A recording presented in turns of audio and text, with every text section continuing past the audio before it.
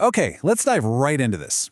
Welcome to today's Explainer, where we're going to unpack one of the absolute most fascinating digital success stories of our time. We are looking at the architecture of influence behind Jimmy Donaldson, who, the entire world knows as MrBeast.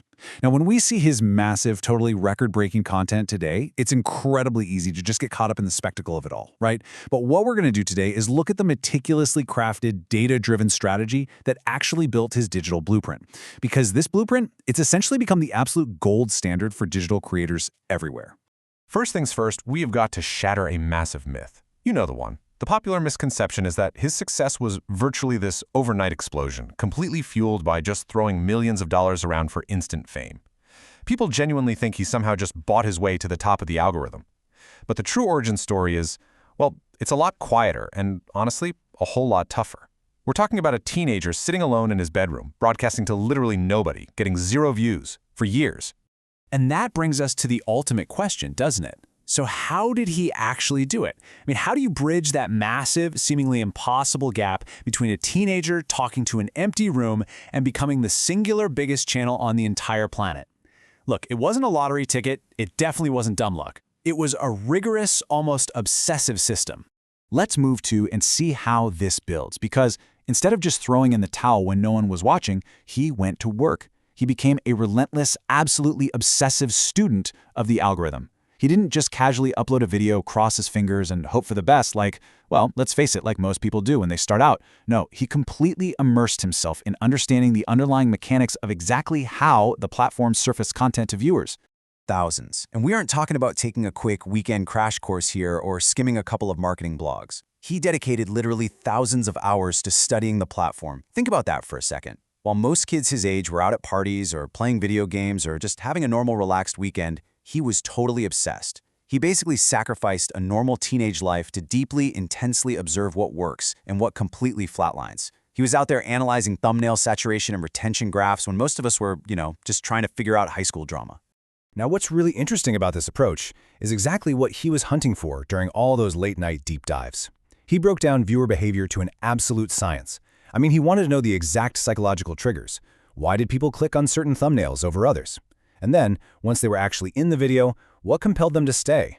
What made them keep watching? And, honestly, just as importantly, why did they drop off? He was literally reverse engineering the platform by observing exactly what the audience was reacting to second by second. Armed with all that data, he created this relentless, iterative loop for his content. Rather than just shooting in the dark, he developed a strict multi-step process for every single upload. Step 1 was improving the titles to drive that irresistible curiosity. Then, once he got the click, step 2 was sharpening the editing, cutting out any dead air whatsoever to keep your eyes fully engaged. Step 3 meant mastering the storytelling so the viewer actually cared about the stakes of what was going on. And finally, step 4 was perfecting the pacing so the energy never, ever dipped. He made this uncompromising commitment to himself. Every single new upload had to be systematically, measurably better than the last one. No exceptions. So eventually that obsessive step-by-step improvement paid off, right? The channel finally began to earn some real revenue. But this is where his strategy takes another massive turn away from your average creator. We're talking about the reinvestment engine. When the money actually started coming in, it didn't signal the finish line for him. Not at all. It signaled fuel for the fire. He viewed every single dollar as a tool to scale. And this brilliantly illustrates his mindset perfectly. The disparity in his spending is just staggering. When he finally made money, he didn't run out and buy sports cars or flash designer clothes. He invested almost everything, we're talking essentially 99% of his income, right back into making even bigger, more complex videos. He flat out refused to spend on personal luxury when that capital could be weaponized to push the boundaries of what was physically possible. Because as the channel exploded, he recognized a really hard truth. He couldn't do it all alone. That reinvested capital went directly into building a massive infrastructure. He hired talented editors to tighten that pacing even further. He brought on expert producers to handle the dizzying, crazy logistics of his wild ideas. He added creative co-stars to really bump up that dynamic entertainment value. He essentially built an elite production studio from scratch. And it is this exact infrastructure that lets him execute those massive, seemingly impossible ideas that constantly grab global headlines today. Which brings us to the actual architecture of the content itself, designing for viewer retention. Everything we've talked about so far, the thousands of hours of study, the massive team, the astronomical budgets, It all serves this one highly specific goal.